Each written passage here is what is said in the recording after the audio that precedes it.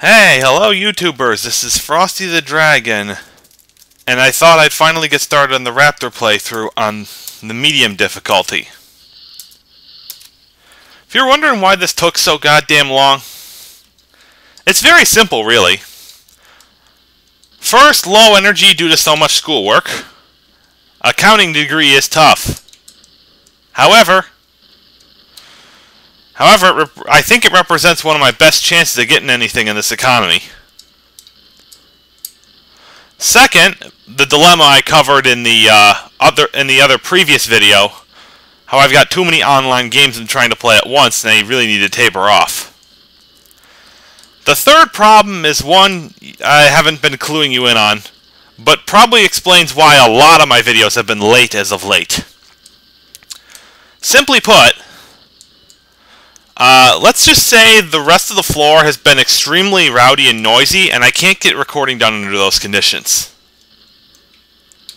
Actually, there's a fourth reason that's probably more valid than my second reason. The fourth reason is, for some reason all of a sudden, I've had trouble getting a good, decent recorder working properly. Hypercam decides to crap out on me, and there's a couple others I tried that didn't work well. Freeze, and there was one other. I don't remember what it was. So I'm trying the A-tube catcher as suggested by Seeker to get this going. Okay, so I gotta cover some things about the game because I've really run this intro for too long. You start with machine guns, that's it. I buy an ion scanner every time rather than shield units because there's that one storage thing full of shields right at the start. Right, that's the first one of the first of the cases in the game. Yeah, it's been a while, can't you tell? What I picked up in the meantime was the first selectable weapon, the Mauler anti-air missile. And what an anti-air missile. So yeah, if you didn't see my last video about this game, there's a reason I'm not playing on Elite difficulty. It's beyond me. Honestly, it might be beyond, I don't know if I want to go that far, but it's beyond some of the people who play bullet hells on a regular basis for, well, one of the major reasons is that the shield hitbox for the plane in this game is actually larger than the ship itself. Makes some logical sense with shields, would piss bullet hell people off to no end. They're used to ones where the window of the cockpit would be the only hitbox. Also, I wager they would have disdain immediately seeing that shield bar over on the right. And the fact that you buy a lot of your weapons and stuff in this game. Really, people who are going to be that hardcore about shooters, about top-down shooters, and that irked, they deserve to be laughed at. Okay, so we've now reached the first boss. Thing about these bosses is most of them have at least one weapon that homes in on you, so you have to stream it, just like in a bullet hell. And they've got a weapon that fires forward and is really powerful, so you want to avoid getting in front of them for as much as possible. Though you have to get in front of them eventually to damage them, at least early on. And first boss done. Alright. Let's see... Nope. Not buying anything.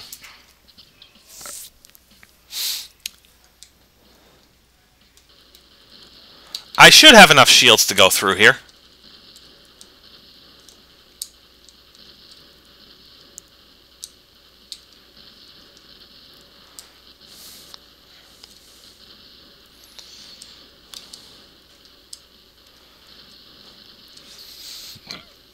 Yeah, these first few levels are dull until we can start talking new weapons.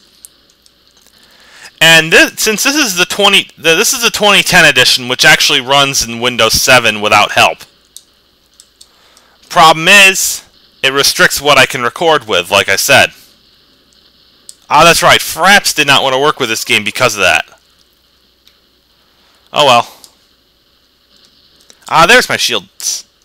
Oh, I missed... Oh, I didn't miss it. Good. That was close. It should not have been close. Half my fault, at least. Honestly, these first few levels I should have down pat, for the simple reason that I had to play them so many times trying to get the recording right. So, I don't know what else to say in regards to that. So maybe I should use some of this boring time to talk about some of the MMOs I've been trying to pick up and test. Or rather, some of the online games I've been trying to pick up and test, because not all of them are true MMOs. Like the first one I'm going to discuss, League of Legends. I picked it up pretty soon after coming into the dorms, because my roommate plays it massively. However, the one PvP match we played, he decided he had to go get food mid-match, and according to him, after the fact, he realized he was too drunk to play. So, we wound up losing a match, and I wound up having to explain to the entire rest of the team what Vladimir was up to. Yes, my roommate's a Vlad player. My mains for the moment are Nasus and Morgana, although that's likely to change now that I actually have some influence points. I'm not sure who to pick up, though I've got a list of 19 desired champions. Too bad most of them are 6300s, and I don't have that yet. One of my objectives with the game is to build a decent stable of about, I'm going to say 6 for now. It'll ultimately wind up something like the 12 to 14 champions. Why do I need to build up such a big stable, you ask? Well, in case I ever go into the draft mode, which not only allows teams only one of a certain champion to be on any team, not just one on the team, but one in the game entirely. Yeah, second boss is a huge blind spot right here in this field of fire right here. Anyways, I want to build up that stable so that I'll have something I can actually play in any situation. And I've gotten into PvP finally with that game. I've been playing beginner and intermediate for so long.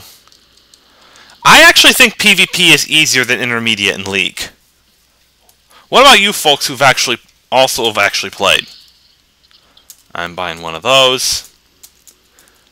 And I think I'll avoid buying anything else for now.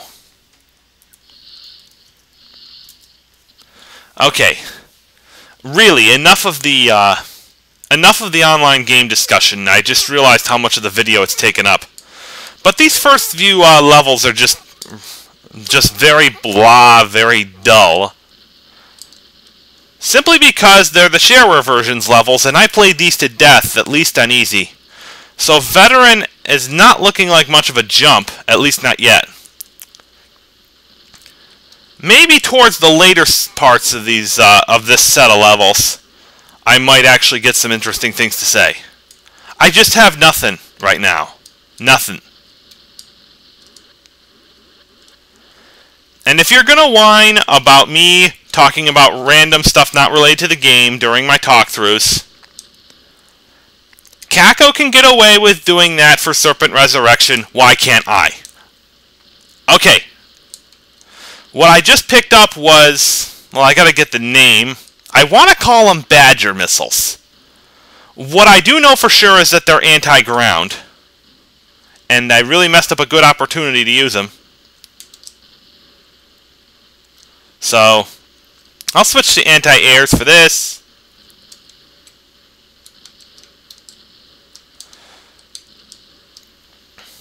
Still anti-air. Anti-ground. Anti-air. That sort of thing. I'm not going to do that every single time. Of course. I'm a little worried about my shields right now.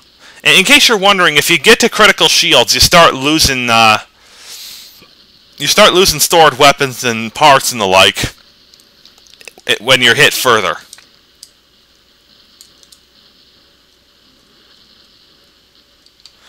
Come on, I know there's got to be a shield module somewhere around here.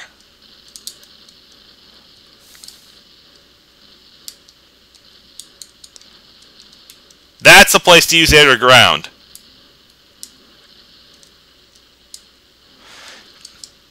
Unfortunately, a lot of your always available weapons that you can buy don't really do well in air-to-ground situations. Just your standard machine guns do. No matter what these other things say in the package. You'll want to equip stuff if you want to go air-to-ground. There's my shield module. And my plan for this playthrough is to do 3 levels of video, or something to that effect.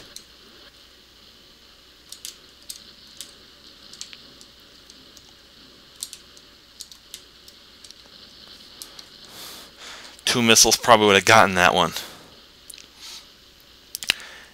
In case you're wondering about the missiles, I'm probably going to hold on to both types of missiles until at least stage 5, for reasons that I'll get to once I get to that part of the playthrough. I think I've been doing better than I usually do, however. Ah, this guy's all plasmas.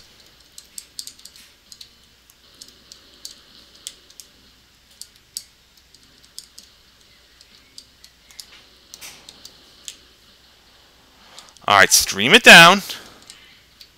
Strike. Stream up. Stream down. Strike. Stream up. Stream down. And we'll be doing this about 5 more times. I'm guessing.